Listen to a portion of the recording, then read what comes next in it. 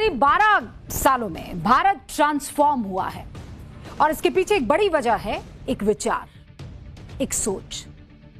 फिर चाहे वो विचार स्वच्छता अभियान का रहा हो, हर घर शौचालय का रहा हो, या फिर वैश्विक स्तर पर युद्ध नहीं बुद्ध का रहा हो।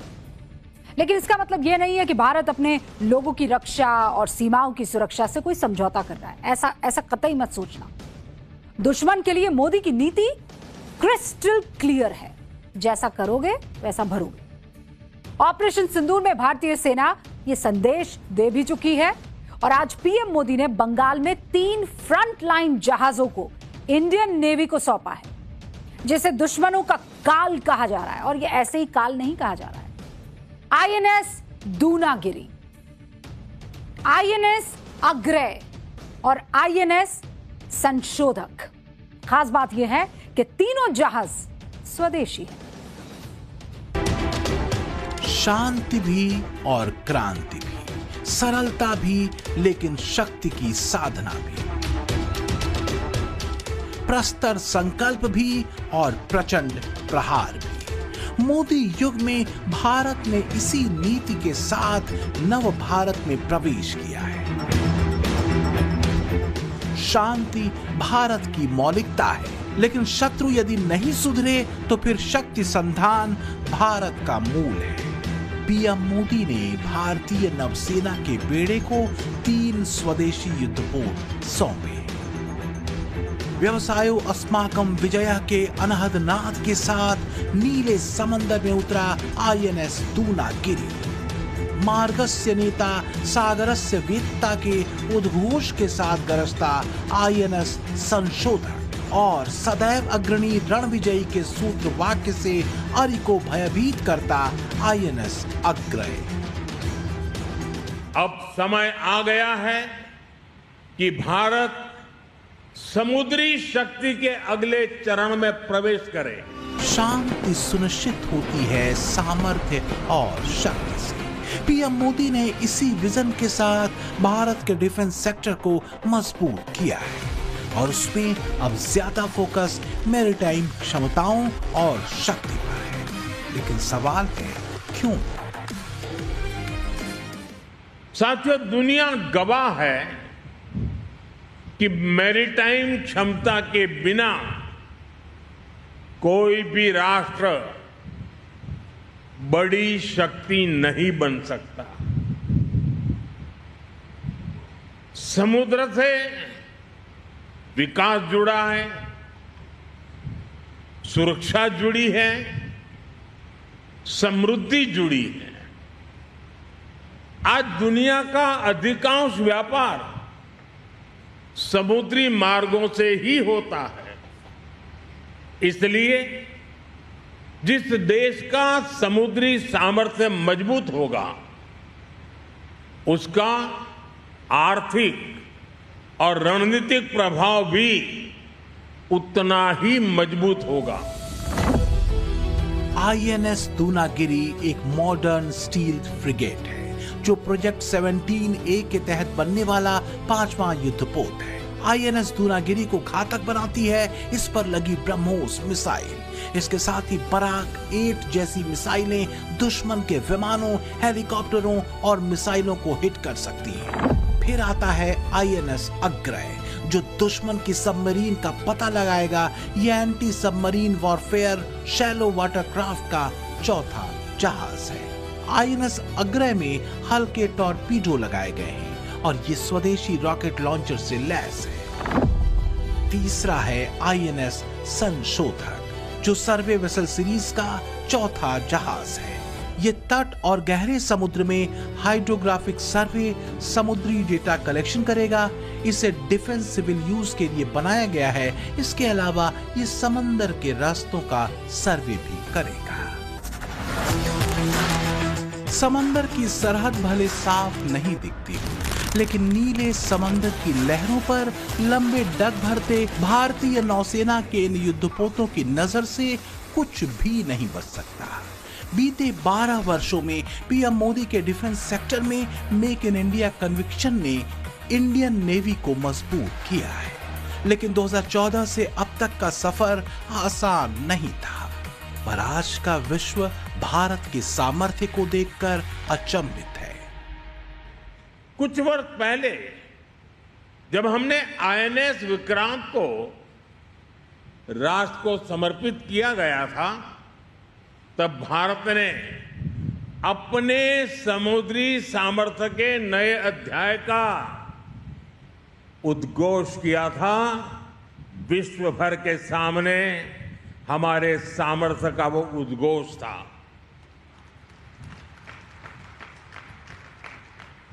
आईएनएस विक्रांत से लेकर आज तक की यात्रा केवल नए युद्धपोतों की यात्रा नहीं है, यह भारत की बढ़ती आत्मनिर्भरता की यात्रा भी है। आज आईएनएस अग्रय, आईएनएस दूनागिरी और आईएनएस संशोधक उसी यात्रा को नई गति दे रहे हैं। ये तीनों पोत भारत के 3 महत्वपूर्ण संकल्पों के भी प्रतीक हैं। लेकिन मोदी के संकल्प आज के भी हैं और आगे के भी, क्योंकि ऑपरेशन सिंदूर खत्म होने का ऐलान अभी हुआ नहीं है। आतंकवाद के खिलाफ मोदी के नेतृत्व में भारतीय सेनाओं के तीनों विंग्स का पराक्रम और प्रहार सीमा पार बैठे आतंकियों के आका मुल्ला मुनीर और शहबाज देख चुके हैं। ऑपरेशन सिंदूर में भारतीय सेना के तीनों विंग्स की ताल ने मुनीर एंड कंपनी के ठिकानों को तार तार कैसे कर दिया, ये भी दुनिया देख चुकी है। मुनीर की नींद उड़ी हुई है। ट्रंप मोदी की मुलाकात के दौरान ट्रंप की इस बात से, I can tell you this, without having a contract, we don't have a contract, you'd have to write contract, but if they were attacked, we would be there to help them. How is that? Is that a good statement? Okay, come here, man. If anybody attacks that man, we're going to be there. Now, if there's a new leader, I'm not sure about it. Okay. Munir की हालत खराब है ये सोचकर कि अगर मोदी ने operation सिंदूर part 2 छेड़ा तो फिर क्या होगा। पाकिस्तानियों के होश उड़े हुए हैं। मुनीर ने कहां फंसवा दिया। पाकिस्तान पस्त है। पाकिस्तानी कह रहे हैं कि मियां मुनीर तुमसे ना हो पाएगा। एक तो वैसे तकलीफें कम थी, ऊपर से और फंसा दिया। आखिर मोदी नीति ने ऐसा क्या कर दिया कि कभी भारत पर 50% का मोटा टैरिफ थोपने वाले ट्रंप मोदी की शान में कसीदे पढ़ने लगे। बात इतनी भर नहीं है। सबसे ज्यादा चर्चा में ट्रंप का वो बयान है जिसमें उन्होंने ये तक कह दिया था कि अगर भारत के खिलाफ कोई हमला करेगा तो उसे अमेरिका का सामना करना पड़ेगा। मोदी नीति ने पाकिस्तान की हवा खराब कर दी है। हालांकि ये बात भी सच है कि मोदी जानते हैं कि पाकिस्तान का इलाज कैसे करना है। पिछले साल भारतीय जाबाजों ने मुनीर एंड कंपनी का भरपूर इलाज किया भी है। मुनीर की नींद उड़ी हुई है। ट्रंप मोदी की मुलाकात के दौरान ट्रंप की इस बात से, I can tell you this, without having a contract, we don't have a contract, you'd have to write contract, but if they were attacked, we would be there to help them. How is that? Is that a good statement? Okay, come here, man. If anybody attacks that man, we're going to be there. Now, if there's a new leader, I'm not sure about it. Okay. Munir की हालत खराब है ये सोचकर कि अगर मोदी ने operation सिंदूर part 2 छेड़ा तो फिर क्या होगा। पाकिस्तानियों के होश उड़े हुए हैं। मुनीर ने कहां फंसवा दिया। पाकिस्तान पस्त है। पाकिस्तानी कह रहे हैं कि मियां मुनीर तुमसे ना हो पाएगा। एक तो वैसे तकलीफें कम थी, ऊपर से और फंसा दिया। आखिर मोदी नीति ने ऐसा क्या कर दिया कि कभी भारत पर 50% का मोटा टैरिफ थोपने वाले ट्रंप मोदी की शान में कसीदे पढ़ने लगे। बात इतनी भर नहीं है। सबसे ज्यादा चर्चा में ट्रंप का वो बयान है जिसमें उन्होंने ये तक कह दिया था कि अगर भारत के खिलाफ कोई हमला करेगा तो उसे अमेरिका का सामना करना पड़ेगा। मोदी नीति ने पाकिस्तान की हवा खराब कर दी है। हालांकि ये बात भी सच है कि मोदी जानते हैं कि पाकिस्तान का इलाज कैसे करना है। पिछले साल भारतीय जाबाजों ने मुनीर एंड कंपनी का भरपूर इलाज किया भी है। दरअसल मोदी नीति वास्तव में 3 डायमेंशनल है: शांति सूत्र, शक्ति संधान और सटीक कूटनीति। तो बात शांति की भी हो गई, सुरक्षा की भी हो गई, और यह बात क्लियर है कि भारत शांति की केवल बात नहीं करता है, वो निभाता भी है। और अगर कोई उसकी शांति भंग करने की कोशिश करता है तो फिर घर में घुसकर उसका इलाज भी कर देता है। ये मोदी नीति है, और इसी नीति ने दुनिया में भारत के कद को और उसके किरदार को शानदार कर दिया है।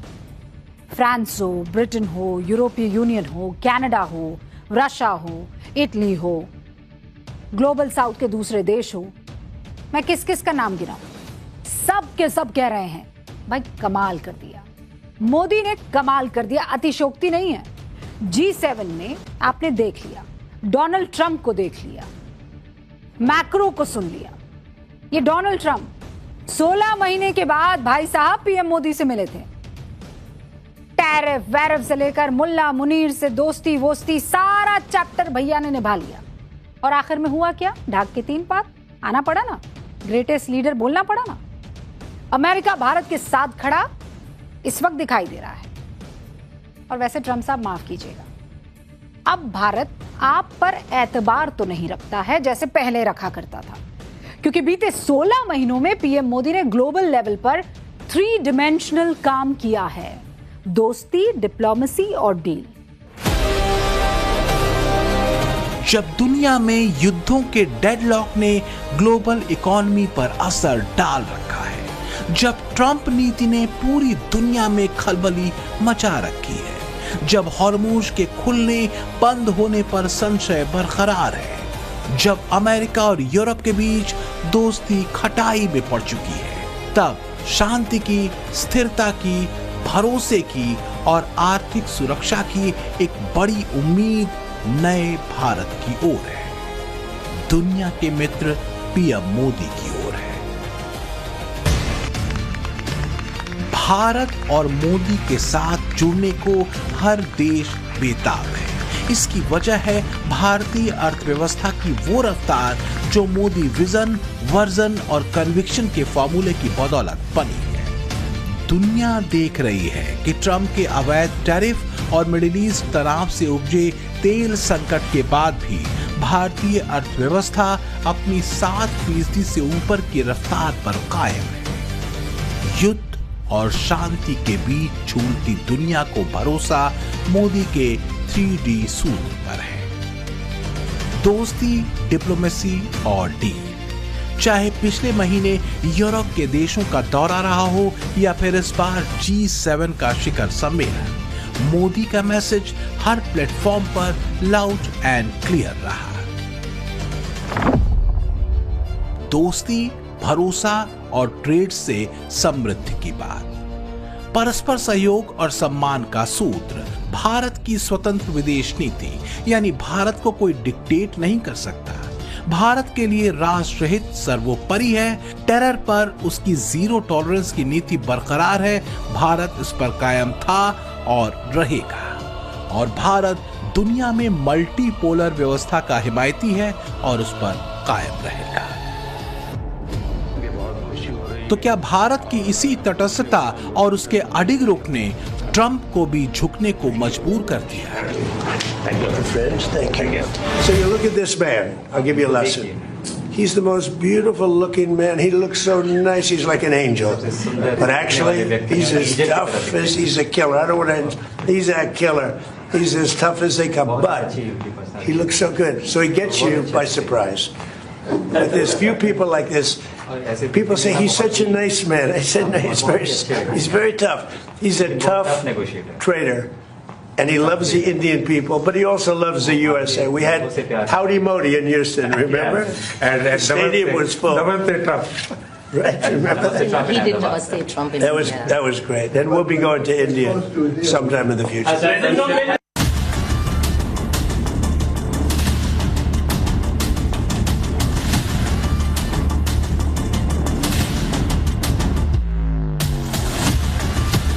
मोदी विश्व बंधुत्व के सूत्र पर दोस्त बनाते रहे, दोस्ती निभाते रहे, ट्रस्ट और ट्रेड दोनों मजबूत करते रहे, जबकि नोबेल शांति पुरस्कार पाने को कभी बेचैन रहे ट्रंप युद्ध करते रहे और दुनिया को आर्थिक संकट की तरफ धकेलते।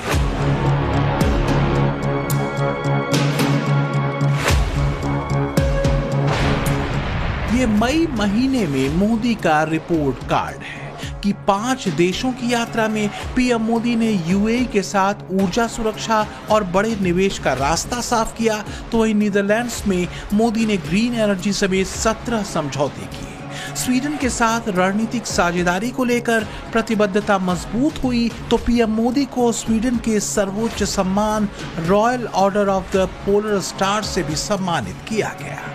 नॉर्वे में पीएम मोदी भारत नॉर्डिक शिखर सम्मेलन में शामिल हुए थे, तो वहीं इटली में आईमेक सहयोग के साथ ही कई डील्स मई महीने में हुई। दुनिया के सामने 2 डॉक्ट्रिन है, एक मोदी डॉक्ट्रिन और दूसरा ट्रंप डॉक्ट्रिन। सवाल यह है कि वैश्विक शांति और समृद्धि के लिए कौन सा डॉक्ट्रिन ज्यादा असरदार है?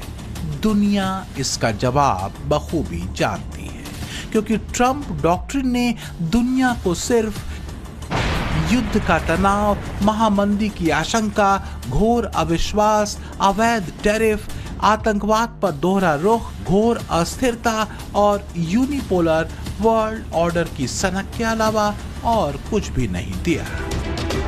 तो क्या ट्रंप को भी अब ये बात समझ में आने लगी है कि लॉन्ग टर्म में अगर कोई रास्ता दुनिया का भला कर सकता है तो वो मोदी डॉक्ट्रिन ही है, जो परस्पर सहयोग और परस्पर हित पर चलता है, ध्वंस या विस्तारवाद वाली नियत के साथ नहीं। युद्ध दुनिया का वर्तमान नहीं हो सकता, लेकिन दुनिया का वर्तमान फिलहाल तो युद्ध में ही खड़ा दिख रहा है। युद्ध ने विश्व में अविश्वास को बढ़ाया है। मोदी नीति अविश्वास से भरी दुनिया में विश्वास की नीति है, लेकिन बंद आंखों से नहीं, खुली आंखों से सचेत होकर और राष्ट्रहित को साध कर चलना ही मोदी नीति है। ब्यूरो रिपोर्ट, टाइम्स नाउ, नव भारत।